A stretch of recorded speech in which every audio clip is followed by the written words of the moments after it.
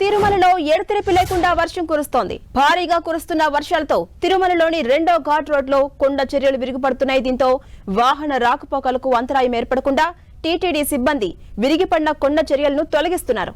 మరోవైపు 2 రోజులుగా కురుస్తున్న వర్షాలతో తిరుమలలోని డ్యాంలకు జలకళ సంతరించుకుంది. తిరుమలలో ఉన్న 5 ప్రధాన జలాశయాలు పూర్తిస్థాయి నీటి మట్టానికి చేరుకున్నాయి. పాప వినాశనం, ఆకాశగంగ, గోగర్భం, కుమారధార, పసుపుధార ఈ జలాశయాలు పూర్తిస్థాయి నీటి మట్టానికి చేరుకున్నాయి.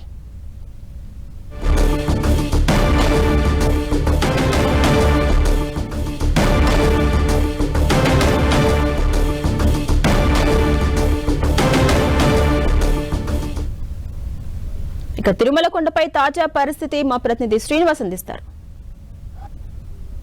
గత 2 రోజులుగా తిరుమలలో భారీ వర్షం పడుతుంది. నిన్నటి నుంచి కూడా ఎడతెరిపి లేని వర్షం పడుతుంది. ప్రస్తుతం మనము శ్రీవారి ఆలయం వద్ద ఉన్నాము. ఇక్కడ చూసినట్లయితే వర్షంలోనే భక్తులందరూ కూడా స్వామివారిని దర్శించుకొని వెళ్తున్న పరిస్థితి మనము చూడొచ్చు. శ్రీవారి ఆలయం మొత్తం కూడా గత 2 రోజులుగా మంచు దుప్పట్లో ఉందని చెప్పుకోవచ్చు. మొత్తం మంచు వాతావరణం తిరుమలలో ఎక్కడ చూసినా మంచు వాతావరణమే కనపడుతుంది. ఇటు భక్తులు కూడా చలి తీవ్రత పెరగడంతో కాస్త ఇబ్బందులు పడుతున్న పరిస్థితి అయితే ఉంది. వర్షానికి దానికి తోడు చలి కూడా పెరిగింది. ఈదురుగాలు మరోవైపు వీస్తున్నాయి. దీంతో భక్తులు ఒకంత ఇబ్బందులు పడుతున్న పరిస్థితి అయితే ఉంది. మనం చూడొచ్చు శ్రీవారి ఆలయము మొత్తం కూడా మంచు దుప్పట్లో ఉందని చెప్పుకోవచ్చు. మొత్తం గత 2 రోజులుగా కూడా భారీ వర్షాలు పడుతున్నాయి. ఈ భారీ వర్షాల ప్రభావంతో తిరుమలలో ఉన్న జలాశయాలు పాప వినాశనము, గోగర్భము, ఆకాశగంగ, కుమారధార, పసుపుధార జలాశయాలు మొత్తం కూడా పూర్తిగా నిండిపోయిన పరిస్థితి.